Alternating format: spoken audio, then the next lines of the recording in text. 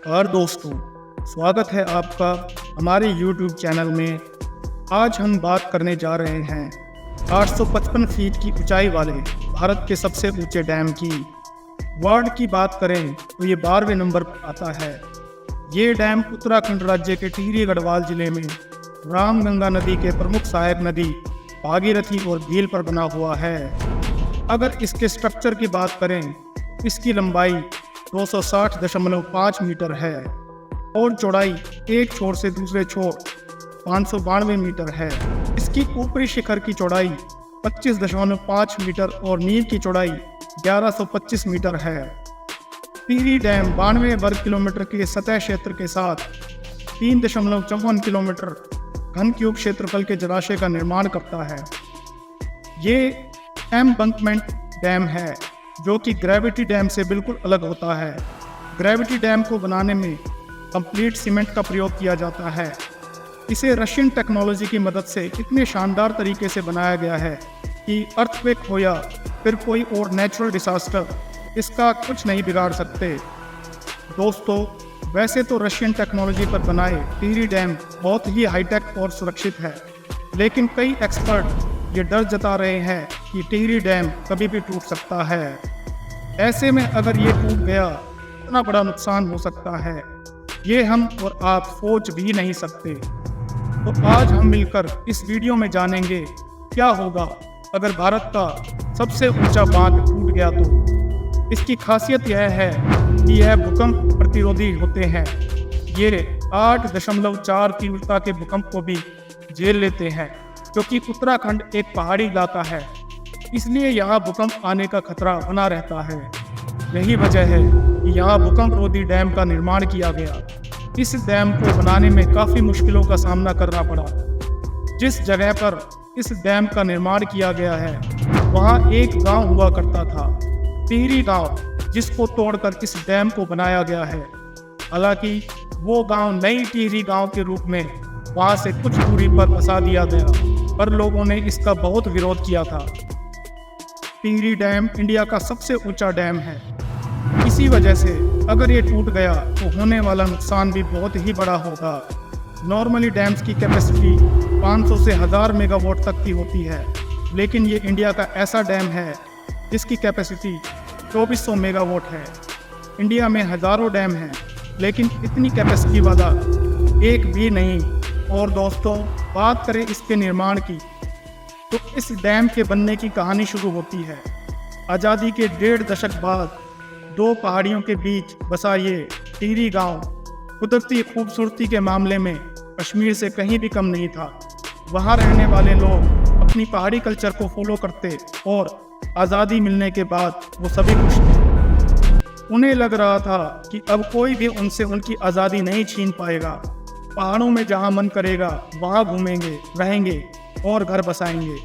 लेकिन तभी कुछ वैज्ञानिकों की नज़र इस टिहरी के इलाके पर पड़ी, जिन्हें लगा कि दो पहाड़ियों के बीच जो नदी है वहां अगर हाइड्रो पावर प्लांट बना दिया जाए, इससे इतनी ज़्यादा बिजली बनेगी कि पूरे देश का भला हो।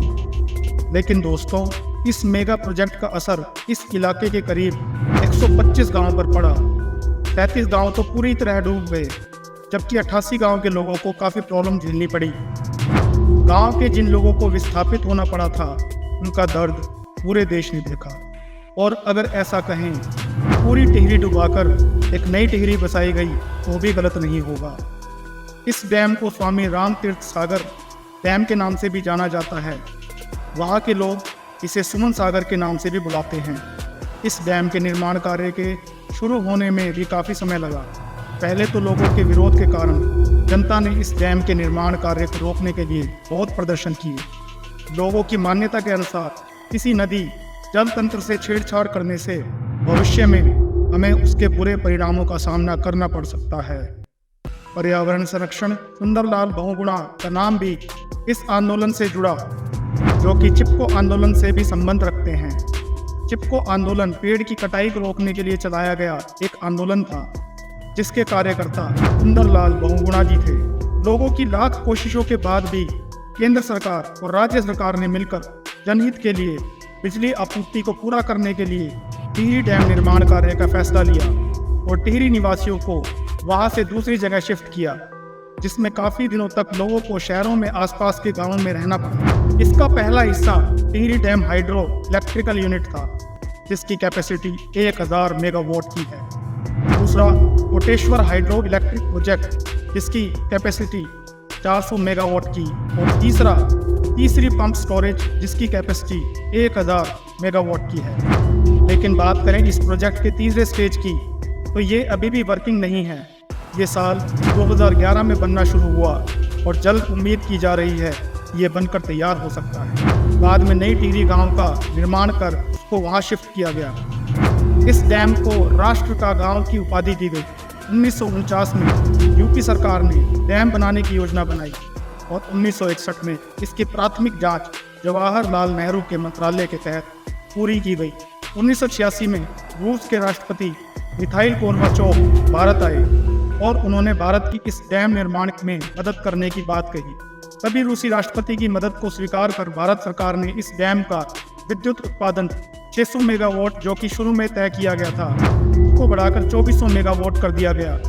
और 1988 में केंद्र तथा राज्य सरकार के सहयोग से THDC Tehri hydro development corporation का गठन किया गया, जिसको यह पूरा प्रोजेक्ट संभालने की जिम्मेदारी दी गई। उसके पहले ये प्रोजेक्ट सिंचाई विभाग के द्वारा क्रियान्वित किया जा रहा था, पर 21 नवंबर 2019 में THDC से इस प्रोजेक्ट को NTPC लिमिटेड द्वारा अधिग्रहित कर लिया गया। इस डैम का निर्माण कार्य 1978 में शुरू किया गया था, परंतु इसी साल विद्यासागर नोटियाल की अध्यक्षता में बांध विरोधी एक समिति बनाई गई, जिसमें कई कार्यकर्ताओं ने भाग लिया, जिसमें सुंदरलाल जी का मुख्य योगदान है। इन्होंने 74 दिनों तक राजघाट पर अनशन किया और कई दिनों तक भूख हड़ताल भी की।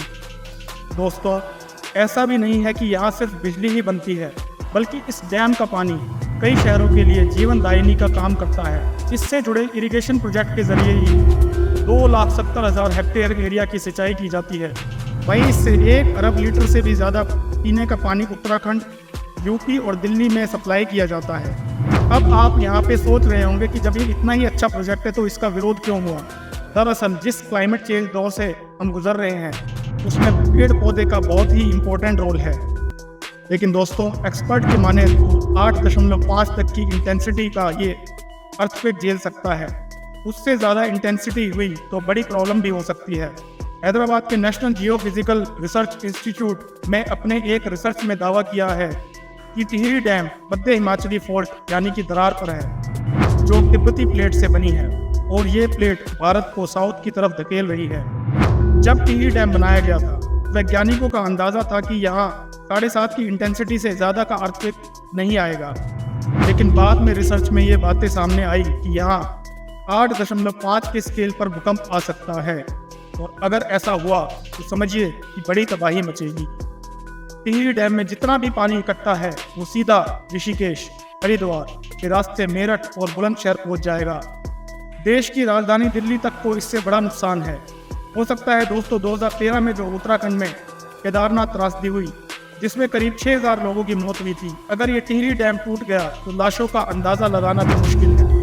UN के एक रिपोर्ट कहती है कि दुनिया में करीब 59,000 बड़े बांध हैं, जिनमें से सबसे ज़्यादा चीन, अमेरिका और भारत में है। और ये सभी डैम 1930 से 1970 के बीच बनाए गए हैं। इंडिया में जो 4,407 बड़े डैम हैं, उनमें से कई ऐसे हैं जो 2050 तक 50 साल से ज़्यादा पुराने हो जाएंगे। 1000 से ज़्यादा डैम 50 साल से ज़्यादा पुराने ऑलरेडी हो चुके हैं। वहीं सुप्रीम कोर्ट की एक कमेटी ने भी चेतावनी दी थी कि हाइड्रो इलेक्ट्रिक प्रोजेक्ट्स बाढ़ से होने वाले नुकसान को बढ़ा देते हैं। इसलिए हमें इस पर सोचने की ज़रूरत है और हमारे देश को समय रहते भी कदम उठाने की।